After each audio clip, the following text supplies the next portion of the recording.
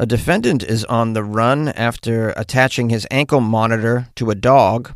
A bathroom in Staten Island wins a major architectural award. And a true crime eatery serves famous criminals' last meals. These are the weird stories on Weird AF News, your only source for daily weird news in the podcast format. I'm your host, Jonesy. I got some weird, bizarre, kinky stories. Let's go.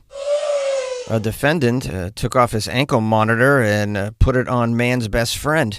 Authorities in Nassau, New York, are in pursuit of an individual named Lamont Alexander Holmes after his ankle monitor was found on a dog. The most surprising aspect of this story is Lamont Alexander Holmes is not a Florida man, I think. Although one could argue that a Florida man would take his ankle monitor and attach it to an alligator. That would be more appropriate. Now, do I have to define what an ankle monitor is for the rest of the world that's civilized? An ankle monitor is designed to keep tabs on someone who is on probation, someone who they don't want to flee the city or state. It's normally part of certain probations for certain, well, let's be real, it's mostly American men that wear these things. Jonesy, how could you be so cruel? Women wear these sometimes too. I did once see a stripper wearing one. That was the best experience I've ever had at a strip club, just because I never laughed like that at a strip club before. It was amazing.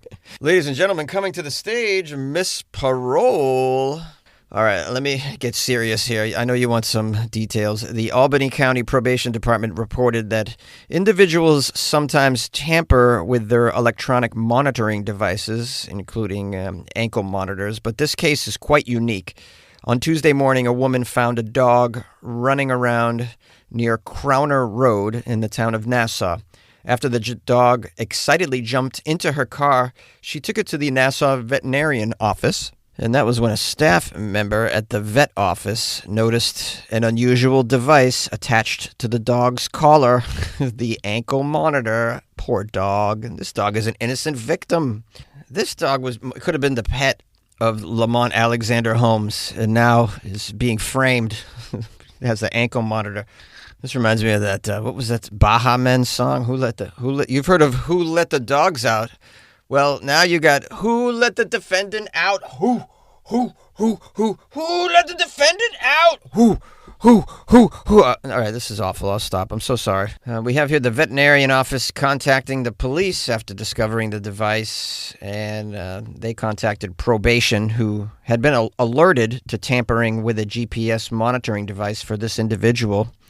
The device was meant for a man, Lamont, charged with felonious possession of a loaded weapon. Of course, the authorities are now trying to locate this individual who's obviously on the run. Not a very bright guy. I mean, I don't know how you thought you were going to get away with this. Attaching it to a dog is not the best animal to attach it to, because dogs, they move around not in the way that humans move, typically. Like, do you know any human that sleeps on the kitchen floor for 12 hours? That's just not. Well, I guess maybe some humans. It depends on what chemicals you're on, I suppose. I mean, it's not as bad of a choice as putting it on a bird. I mean, that would be like, we're monitoring this defendant. It turns out he's just flying all over the place. Here's a fun fact about ankle monitors. Do you know that the individuals that are forced to wear these things have to pay ankle monitor fees for them? Just thought I'd share that with you. And if they don't pay, it could result in additional jail time. I mean, how depressing is that? Not only do you have to wear the damn thing, you got to pay for it as well. I mean, I've been low before, but I ain't been that low. A bathroom in Staten Island, New York, wins a very prestigious architectural award. The American Institute of Architects unveiled its 2026 Design Awards on Monday, honoring projects of, quote, outstanding architectural design. Some of this year's winners were predictably high-profile.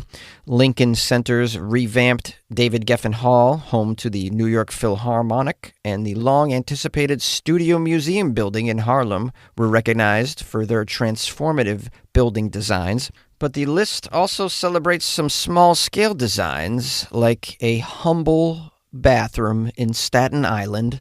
The architectural awards have expanded their scope to recognize not just visual flair, but also thoughtful solutions to everyday urban challenges, such as peeing in a comfortable and well-designed space.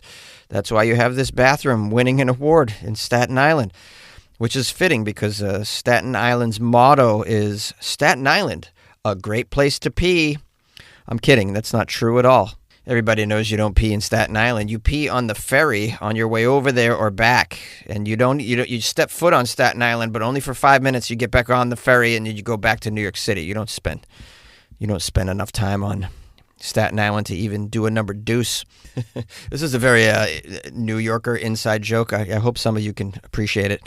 All right, let's get into this amazing restroom that must be incredibly designed. It's located across from a Home Depot parking lot. That's, if you're going to take a crap, you want to do it across from a Home Depot parking lot. That's going to be a safe one. It's in an unassuming corner of Staten Island's North Shore.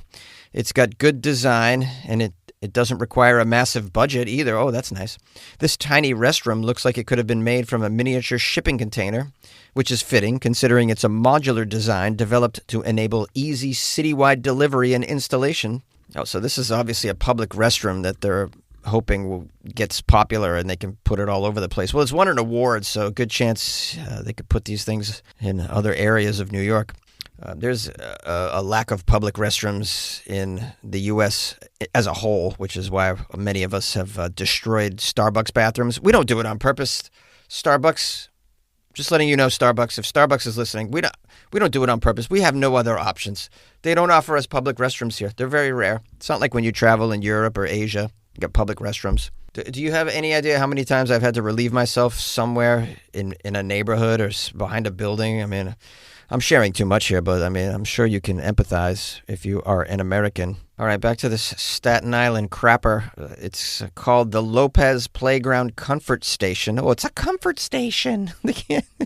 I love my country. They're just so hung up on words that might make people uncomfortable. No, we can't call it a restroom or a bathroom. No, that implies people are doing their duty in there. Let's call it a comfort station. Yeah, call it a comfort station, and you got people shooting up in there. Hey, man, I was just trying to get comfy. It said comfort station. That's why I'm real comfy now, man. The drugs.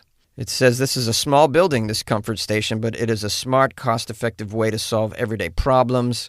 The committee loved that its impact is much bigger than one park. They're going to replicate this all across New York City, they say. And it's basically a small shipping container, nothing extravagant. It doesn't look extravagant to me. It was created at a Pennsylvania factory in 3 pieces that were transported and assembled at the park. The $3.8 million project. $3.8 million for this crapper? It took just 4.5 years to complete. Come on, you have 4.5 years to make this little bathroom? Oh my God. This is why centralized government is not the way to do it, because there's just too much resources go wasted. You're asking, well, Jonesy, what's your solution to centralized government? I don't know yet. All right. I haven't smoked enough cannabis to give you that answer. I will get to it though. But I do know this, where you have centralized government projects, you have all kinds of mismanagement of funds, where something that should cost A costs Z. And I could give you a ton of examples of that in the city I'm living in, Los Angeles, but also it occurred when I lived in New York City as well. They can't help themselves. I think they're grifting. That's part of it. But I also think they're just not bright, and you're giving them tons of responsibility. They're managing, billions of dollars, and they're a bunch of lunkheads. You ever been to a city council meeting? What the hell is that? It's a freaking circus act for people with an IQ lower than the number of teeth in my mouth. All right, I need to stop here. I'm getting aggravated. It says this price of $3.8 million for the bathroom was higher than a similarly sized bathroom in the Bronx, which cost $2.1 million, but took twice as long to build it. So it took, 9 years to build a bathroom? Oh, my goodness. So stupid. You know what you need to do? Not that you need. I don't want to tell you you need to do something, because that's just obnoxious. But I'll say a great film to watch is Ikiru by Kurosawa, the really famous Japanese, possibly, they argue that he's the greatest film director of all time. He did a film called Ikiru, which shows you the futility of centralized government. And it's quite a film. It's very touching, very sad ending. It made me weep. But man, awesome. All right, let's get back to the bathroom in Staten Island, which costs $3.8 million, and I will bet you does not have a bidet. I will bet you it does not, because that's just not a thing we do in America. But listen, if you're spending over $3 million for a baño, it better have a very sophisticated bidet, such as those I've had the pleasure of experiencing in places like Singapore, Taiwan, Japan.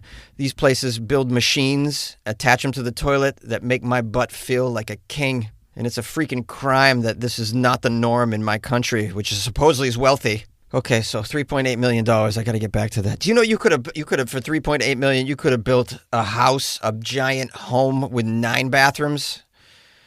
Okay, I can't get over this. I'm so sorry. Okay. So it says during a recent visit by the media to the modular Staten Island restroom, they say it appeared well kept, save for some graffiti on the walls. Yeah, I mean, this is a New York public restroom. Do you think it's not going to have graffiti? You got to... Oh, my goodness. I lived in New York City for about 12, 13 years, and I can count on my hand the number of restrooms that didn't have graffiti on them, on the walls, among other things. In New York City, you're lucky if you go into a public restroom or a restroom at a bar or a restaurant, and you're lucky if you walk in there and it only has graffiti. One time I walked into a restroom in the Lower East Side and there were 6 rats smoking hookah right next to the toilet. I'm kidding, but it's really funny to imagine that, right? Okay, back to the $3.8 million restroom in Staten Island, which isn't even bulletproof, and you need to have a bulletproof restroom in Staten Island. Here's a quote from someone who lives there named Sherry.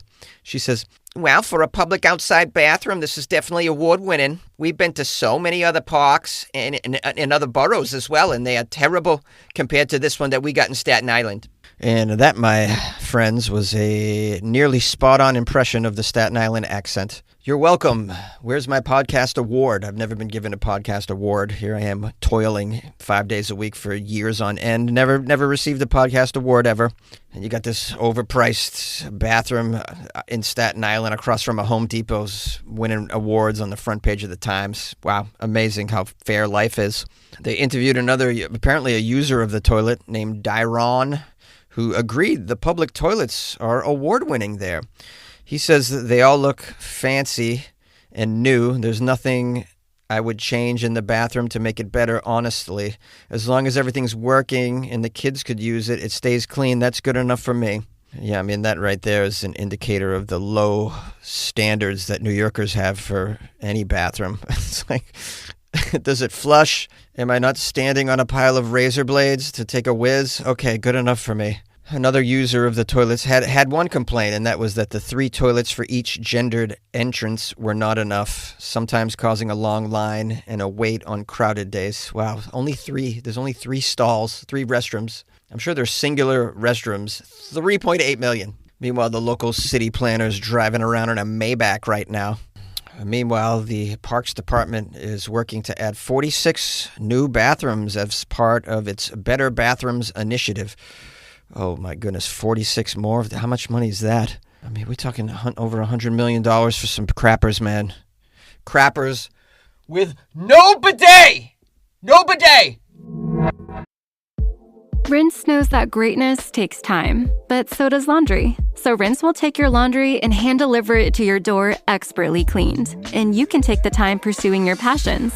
Time once spent sorting and waiting, folding and queuing, now spent challenging and innovating and pushing your way to greatness. So pick up the Irish flute or those calligraphy pens or that daunting beef Wellington recipe card and leave the laundry to us. Rinse. It's time to be great.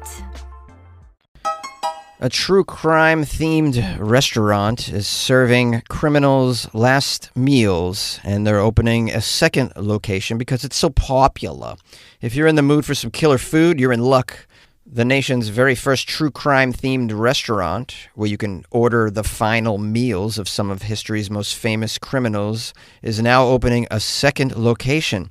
It's called The Final Meal. It opened last year in Galion, Ohio, and has become so popular that it now requires reservations. So do I need to break down to everybody what's happening here? You have a culture that is way too obsessed with true crime to a level that is definitely pathological. And so a business like this can thrive, opening a second location, a restaurant where you can order the final meals of serial killers right before they were executed, or maybe they weren't serial killers, but they were some of history's most reviled criminals. I mean, this is unbelievable. I've never even heard of this, and now there's a second location because people can't get enough of serial killers. If I had 1/10 of the fans that Ted Bundy has, I could, let me tell you something, I could get a bidet in every single one of my bathrooms in a house that I would own, if I could ever own a house. Now, the final meal is what it's called, and it claims to provide, quote, a unique dining experience that focuses on serving the last meal requests of infamous names in the realm of true crime. One of the restaurant's owners is a man named Nate Thompson. He's a Michigan native who also owns the Michigan Museum of Horror. He spoke to the media and said, quote, he always thought it would be unique to have a restaurant where you could eat the same last meals as famous executed criminals. And he says, I'm very excited to bring the last meal to Michigan, as it was always a goal of ours to do that. So now they got one in Ohio and opening one in Michigan. Now, in case you're wondering what final killer meals you can have at the last meal, you can order the same final dishes devoured by serial killers John Wayne Gacy, Ted Bundy, and Aileen Wuornos, who were eventually all put to death for their crimes. John Wayne Gacy's meal was chicken wings, strawberries, fried shrimp, and French fries. Ted Bundy had a Parmesan steak loaded steak fries. Parmesan steak loaded steak fries, so I guess just the fries. Aileen had a cup of black coffee and a cheeseburger. I once saw a photo slide of meals that famous serial killers had ate as their last meal. There were some weird ones in there. I remember. Let me look this up. Yeah, Timothy McVeigh, it says, I remember this. His last meal was 2 pints of mint chocolate chip ice cream, which happens to be my favorite ice cream. No relation, guys. Thomas J. Grasso and James the Dentist D'Angelo each requested a single olive before they were executed. Many of these criminals, it says, like Bundy, wouldn't even consume their final meal, apparently, turning it into a statement or a psychological tactic. I didn't know that. I mean, why wouldn't you eat the meal? I would order. Why not order something awesome and eat the damn thing? I don't know. Who can get into these guys' heads, though, right? It says here the final meal also boasts a host of bloody good signature cocktails, including the Helter Seltzer, which was inspired by Charles Manson. There's also something called embalming fluid, which is a cocktail inspired by infamous murder victim Elizabeth Short. And they serve a drink called the Black Dahlia as well. On the website, the Final Meal restaurant promotes itself as, quote, the only restaurant in the entire world where you can eat a meal and then hold a human skull. What is going on over here? Whose skull? Whose skull? I want answers. All right, I found an image of the menu over there at the last meal. Here's some fascinating. They serve the Bonnie and Clyde, which is a fried bologna sandwich with mustard.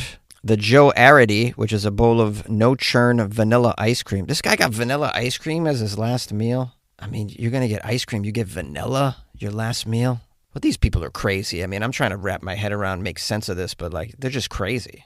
The John Wayne Gacy is a 6-piece fried chicken wing bucket, fried shrimp, side of fresh strawberries, French fries. It's probably the best one on there, I think. The drink menu features some titles like Jack's Ripper, Burn, Bundy Burn. I'm looking at, these aren't even, they have no alcohol in them, it looks like. They're all mocktails. All right, I wouldn't be doing that mocktail thing. They're pretty cheap, though, $3, $5. All right, maybe just for fun. I do hope at the end of the day that some of the proceeds of these restaurants go to the victims' families, because I think it's horrible to profit off of such people in history. And right now, profit is to be made because people are in a phase. This true crime community is something else, man. I mean, to me, it's not okay. I mean, the constant glamorization of these gruesome figures, it's not okay. That said, I would definitely go to this place if I was in the area because I love weird crap like this. I do. I love weird museums. That horror museum that this guy owns, that sounds like something I'd be into. I love horror movies. So, yeah, would I go here and investigate? Yeah, I would go. I don't know if I'd order a last meal, but I definitely would check out the spot. Now, no one's ever asked me, but what would my last meal be if I was about to be executed for too much killing with my jokes? And the answer is really simple. I'm going with an expensive, if they'll let me, an expensive omakase. So just you're talking like the best sushi meal that life has to offer. That's how I'm going out. What would your last meal be? Email me, funnyjones@gmail.com. Blow my mind. Hey, what do you say? I got weird AF news every day, and it's for you, and it's free. It's from me, 'cause I love thee. I love you guys. This is why I'm doing this. Sitting in a cramped Southern California closet, sweating my cojones off for you, so you can be mirthful. Yeah, I like to spread mirth. I like it when people are mirthful, full of mirth. All right, I'm clearly overly caffeinated and just rambling at this point. Let me just say this. If you would like to email me, funnyjones@gmail.com. My Instagram's @funnyjones. Please subscribe to Weird AF News. Write a review if you can, especially on Spotify. Click 5 stars for me. That would be appreciative. If you want to support the show, go to weirdafnews.com and buy me a coffee or join the Patreon. All right, over and out.